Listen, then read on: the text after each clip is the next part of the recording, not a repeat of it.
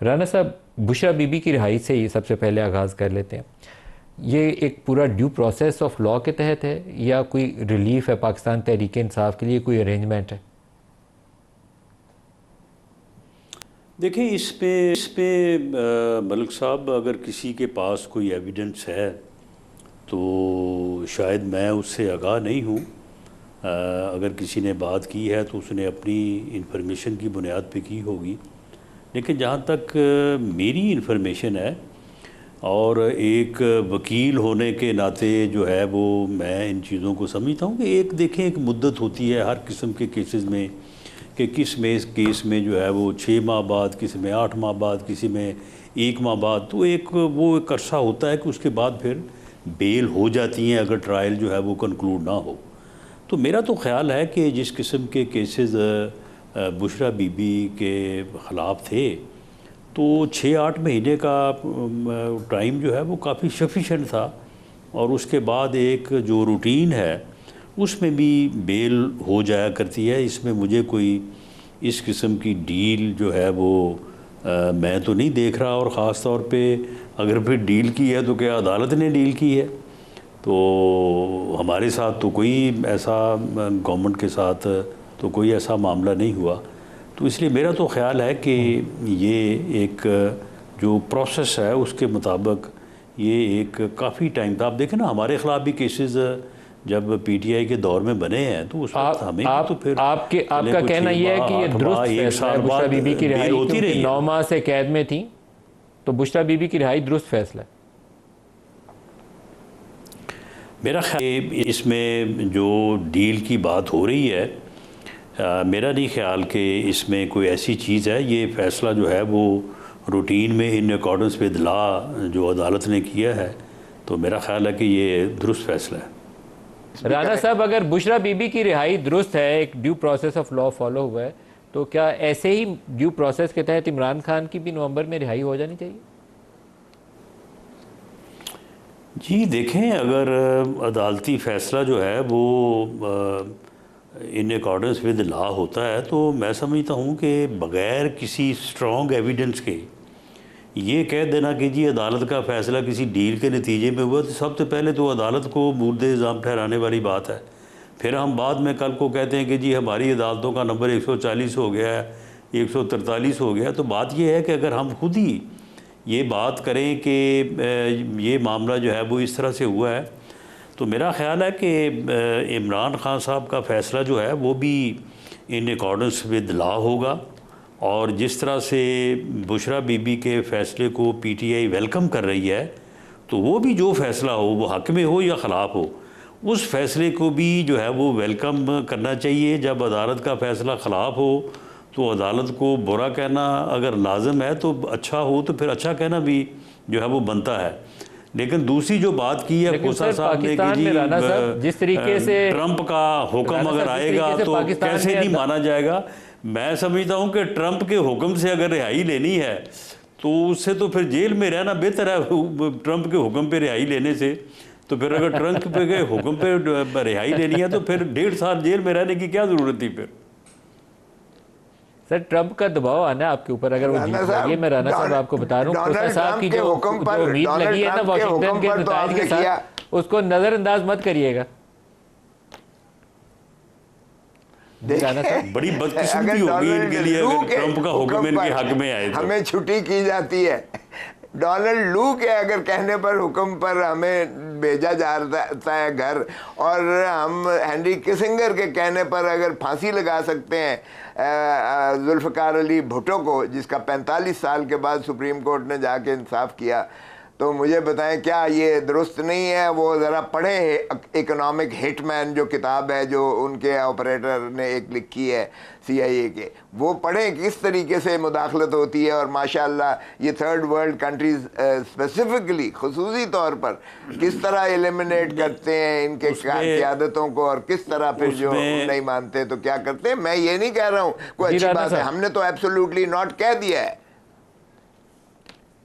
Absolutely not कह के भी आपने किताबों में तो फिर लोग कई चीज़ें लिख देते हैं, बयान भी लोग देते रहते हैं, लेकिन ये चीज़ें जो हैं ये मुतनाज़िया हैं, ये डोनाल्ड लू वाली बात जो आपने बनाई हुई है, इस बात में भी कोई हकीकत नहीं है। लेकिन बहरहाल वो आपका एक सियासी बयानिया है, कोई मुतनाज़ा नहीं है। नो नहीं, लू को तो फरिश्तों को भी नहीं पता राना साहब कि आपकी हुकूमत को उसने जो है वो गिराया। उसने 10 मरतबा उसकी तरदीद की है।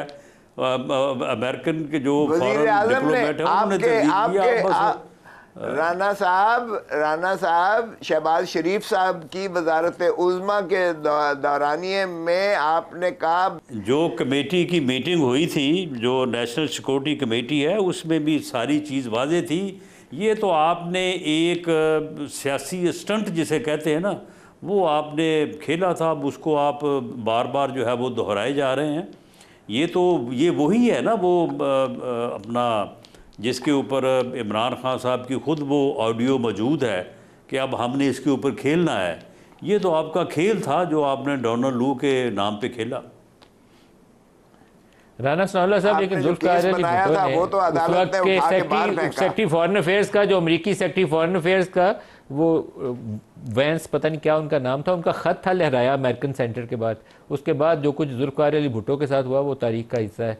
तो अभी भी नाम अमेरिका का इस्तेमाल हो रहा है। मुझे नहीं पता डोनाल्ड लू ने किसको क्या बोला था, लेकिन डोनाल्ड लू का तस्करा और उसके ऊपर सियासत पाकिस्तान में 2 साल में आग लगाने के लिए काफ़ी थी, जो कुछ तबाही हुई है। अभी क्या होगा, नवंबर के नताइज के बाद क्या होगा? मेरा नहीं ख्याल कि नवंबर के नताइज जो हैं वो पाकिस्तान के हालात के ऊपर जिस तरह से ये बात की जा रही है इस तरह से असरअंदाज होंगे। मैं तो इसको ऐसे नहीं देखता। और लेकिन खोसा साहब की तो सारी उम्मीदें नवंबर के साथ है। खोसा साहब, आप इतने पुरुम्मीद क्यों हैं? नहीं, मेरी उम्मीदें नहीं है। मैं ये कह रहा हूँ कि जो कुछ बाइडन की एडमिनिस्ट्रेशन ने डोनाल्ड लू के ज़रिए जो हमारे जो है मुदाखलत की अंदरूनी ब्लैटेंट इंटरफेरेंस, चलें ब्लैटेंट इंटरफेरेंस तो इन्हीं के वज़ीर आज़म शहबाज शरीफ साहब की उन्होंने भी माना, इस बात को तस्लीम किया।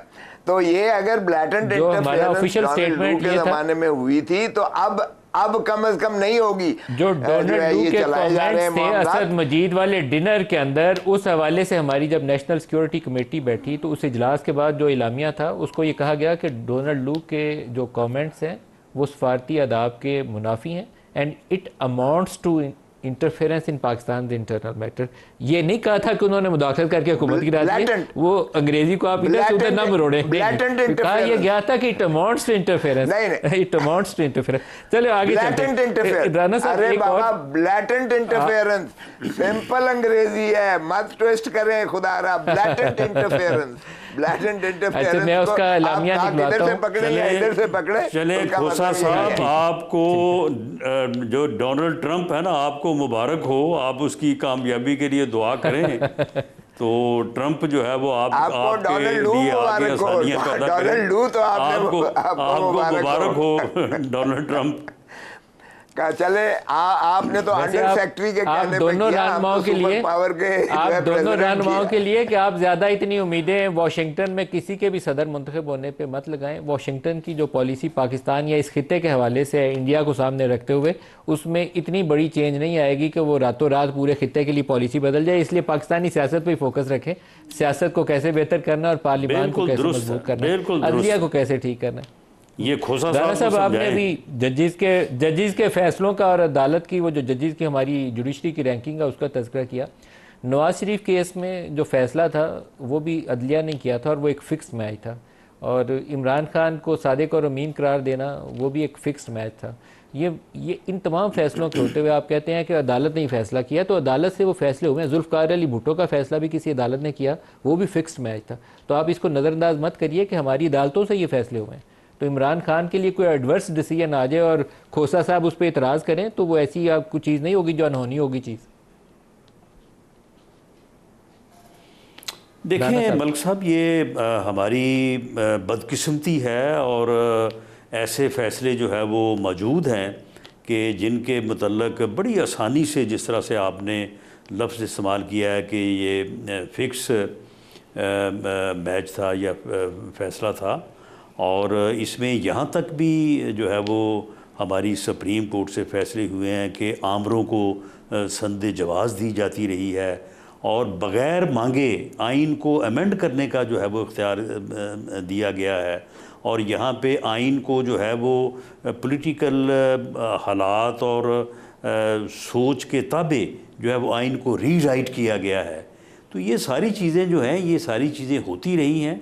यही वजह है कि ये फिर माहौल बना और अब इसमें जो 26वीं तरमीम हुई है तो उसमें एक ऐसा बैलेंस जो है वो लाने की कोशिश की गई है कि वहाँ पे जो है वो अब जुडिशरी का भी एक एक तरफ़ा इख्तियार ना हो और एग्जेक्टिव का भी जो है वो एक तरफ़ा इख्तियार ना हो, एक बैलेंस हो और उस बैलेंस के तहत जो है वो जुडिशरी जो है एक अपने मामलात को लेके जो है वो सही चले और मुल्क में आवाम को भी और बाकी जो भी फ्री कैन उसके सामने हो, हुकूमत हो, अपोजिशन हो, उनको इंसाफ फराहम किया जाए।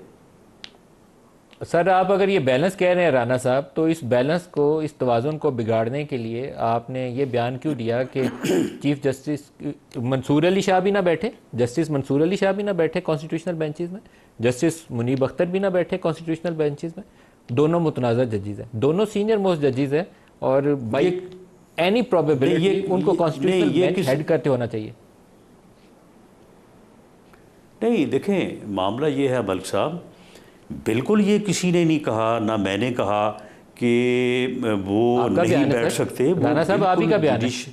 ये सुन लें, नहीं सुन लें, मेरा बयान है। देखें मैंने ये अर्ज़ किया है कि जुडिशल कमीशन का इख्तियार है। जुडिशल कमीशन जो है वो फ़ैसला करके मंसूर अली शाह साहब को बिठाए, मुनीब अख्तर साहब को बिठाए, वो चीफ़ जस्टिस साहब को मुकर्रर कर दे। कोई इसमें कदगन नहीं है, कोई इसमें रुकावट नहीं है। लेकिन मेरी ये ज़ाती राय है कि हमारे वो मुअज़्ज़ज़ जज साहबान जो यानी रीसेंट पास्ट में जो एक ग्रुपिंग हुई है और उस ग्रुपिंग में जिस तरह से एक दूसरे को एक्सपोज़ किया गया, जिस तरह से एक दूसरे को ख़त लिखे गए, और मलिक साहब उन खतूत में आपने पढ़ा होगा जिस किस्म के अल्फाज इस्तेमाल किए गए।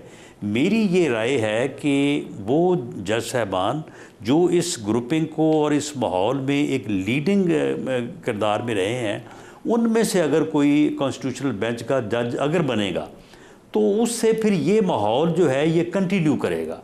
तो बेहतरी है कि इंस्टीट्यूशन भी जो है भाई सूरत हाल से बाहर निकले और आम मीडिया में भी अदरवाइज़ भी तबसरों से जो है वो खलासी हो कि उनमें से कोई जज जो है वो ना बने। मैंने ये उम्मीद का इज़हार किया है कि शायद जो जज साहबान इस कंट्रोवर्सी का हिस्सा रहे हैं वो ख़ुद भी पसंद नहीं करेंगे कि वो कॉन्स्टिट्यूशनल बेंच का हिस्सा बने या उसके सरबराह बने। लतीफ़ खोसा साहब, जुडिशल कमीशन बनाता है तो बना सकता है, कोई रोक नहीं सकता।